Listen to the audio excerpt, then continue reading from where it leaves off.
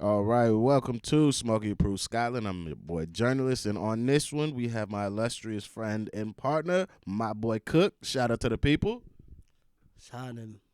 Yo, all right. So we are here today because somebody got in the comments and said if I'm gonna be going down this rabbit hole of Scottish music, Gerry Cinnamon is a guy I gotta know.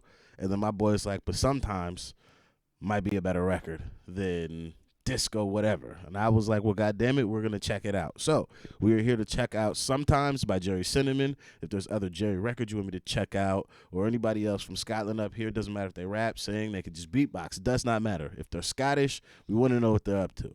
That being said, please hit that like, that subscribe. Patreon is in the description box as well. We are currently watching Still Game on YouTube and uploading those to Patreon. So if there's other television shows or something like that you want me to check out, please put those in the comment section and we get those up popping on Patreon.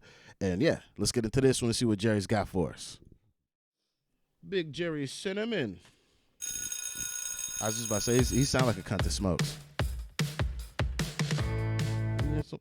It sounds like, hey, Mickey, you're so fine, you're so... That's what that should sound like.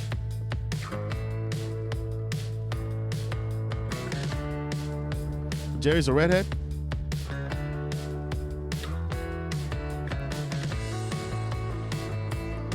Canela.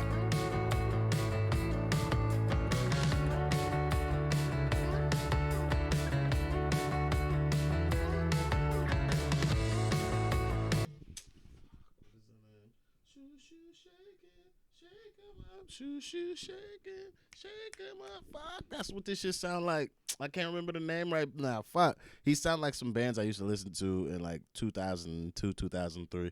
That's kind of his vibe. Is that like when his heyday was?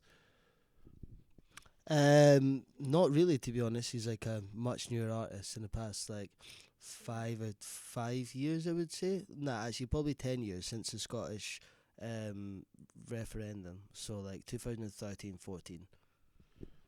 And this is what 1080 looks like? Yes. That's fucking terrible. Somebody's doing Gerry dirty. All right. So it's got some nostalgic vibes to it then. I gotta look that shit up.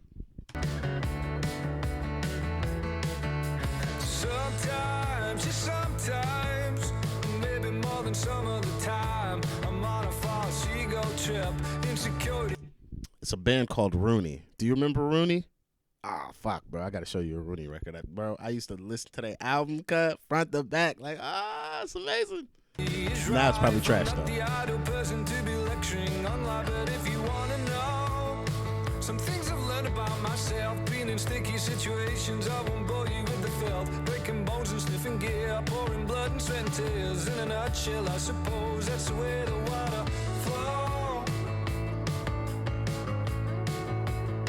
Yeah, that's the way the story goes. Sometimes, just sometimes, well, alright, maybe all of the time. I'm on a false ego trip, well, I'm a renegade of sorts. I roam the concrete jungle, hunting idiots for sport. Another. So I only have Lewis and Paolo to compare him to. So when I compare him, his songwriting structure and style is very performative. Like, this shit is meant to be performed and to get people going. It's not always about motherfucker listen to me. But once you do decide to listen, you do hear good lyrics. But this is more so get people up and like when we're in Dropkick Murphys. That's the type of music he's making. Is to get a motherfucker to have a good time first, and then if you want to listen. Am I tripping or no? I mean, yeah, kind of. This song's like 50-50, and like a lot of his songs are very like designed for that. But like if you listen to the lyrics or what he's actually saying, they're actually, I would say, they're also the kind of thing you could sit and listen to on a train or whatever and like feel quite inspired by. They're like, I don't know, they are actually quite powerful lyrics. Okay. The cocaine scene, it picked me up and made me frown. There's a joke, he says the music helps the medicine go down. Hey, it makes you feel alive, more like demons of the night. Why do I know King Tut's? That's fucking Oasis and them folks? That's where they blew up? Yeah. Okay. Up your nose. I'm on the ball, blood. You would have swore I grew up here. That's the way the water flows. Yeah, that's the way the story Kid is having the time of his fucking life. Sometimes, just sometimes.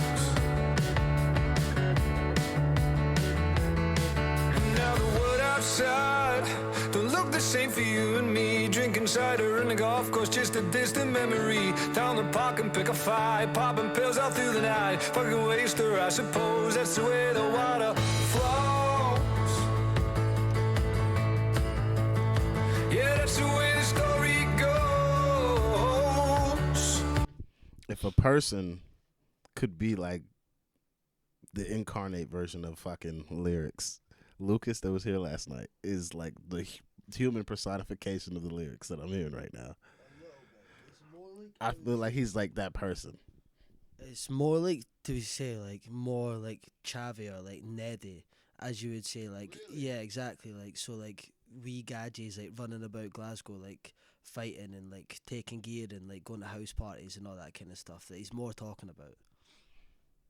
Yo, I've missed the fucking mark. If this nigga's making money, or not money, but music for the Chavs and the Neds, and I fucking picked Lucas is the human version. Fuck, if you guys, well, Lucas is actually on camera in one of these videos, but I don't remember which one. But that's fucking, I am off fucking base. Sometimes,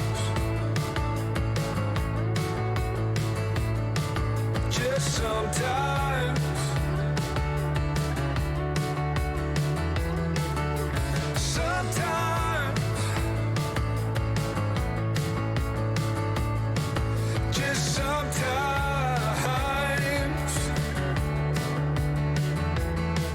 Just sometimes. I'm not mad at this. It is actually a quality fucking song. If I had to rate it, it's like an 8.5. It's not the best shit I fucking ever heard, but it's a quality fucking song. And then if you actually spend any time like actually listening to the lyrics, it could easily be a 9 because I know the messaging in the lyrics is way more like impactful, and he's saying some good shit. It's just fucking. It's got a bounce to it that I'm just not used to for this type of artist. So I'm just like, bruv, like, why does it sound like this when it should sound like this? Like, I guess it's different. And then I thought he was older. I thought he was Rooney era. Boy, brand new. Nigga came in the game like 6 months after 21 Savage and them folks. Like, what the fuck? That's mad. That's the festival that nigga Louis Capaldi can't even finish his fucking song at, right? Cuz we just sitting on stage. That was the one I was talking about, that fucking Louis Capaldi video. I was like, yo, this cunt can't even fucking finish his song. Like, the fuck is that? But Gerry Cinnamon, sometimes, actually a good record. I'd listen to it again. What are your thoughts overall? I know this is your joint, but what do you say for sometimes?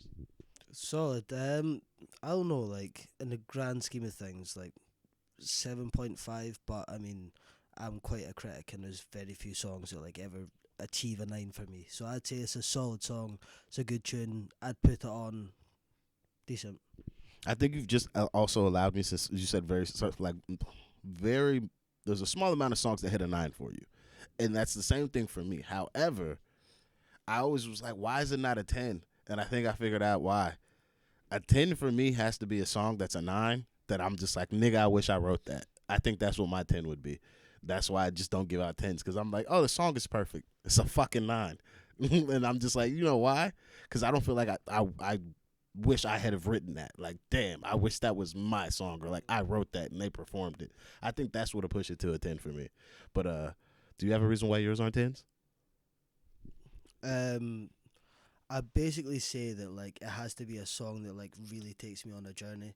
Like I hear it and I think like I'm not even thinking about the music or like how it's created.